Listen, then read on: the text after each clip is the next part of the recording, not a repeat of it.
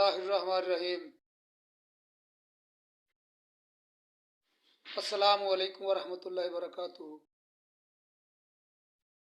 ख़वातीन व हज़रात, सामीन व नाज़रीन, आज इस मौजू पर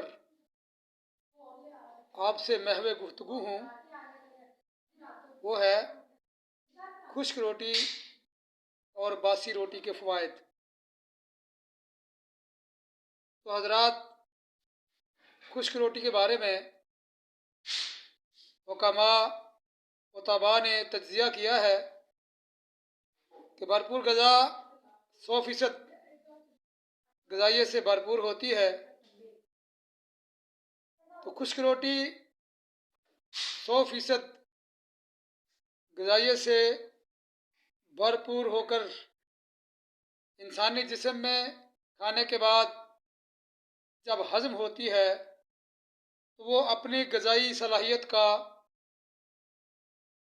75% 75% हिस्सा इंसानी जिस्म को देकर 25% 25% हिस्सा खर्च करके हज़म हो जाती है और इंसानी सेहत के लिए बेहतरीन ग़ज़ा का ज़रिया साबित होती है।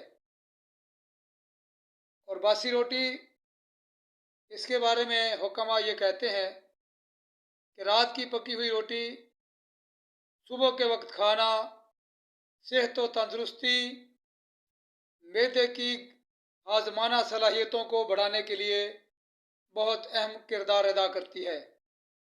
लिहाजा रात की पकी हुई खुश्क रोटी सुबह खाने में कोई आर महसूस नहीं करनी चाहिए और खुशदिली के साथ रात की पकी हुई बासी रोटी सुबह खा लेना चाहिए।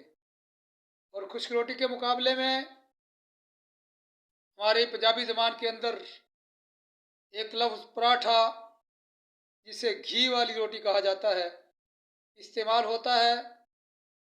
उसके बारे में तिब ये कहती है कि 100% ग़ज़ाइयत से भरपूर घी लगी हुई रोटी यानी कि पराठा इंसानी मैदे में उतरने के बाद हज़म होने के लिए अपनी ग़ज़ायाना ताकत का 75% यानी कि 75% इस्तेमाल करके हज़म होता है और 25%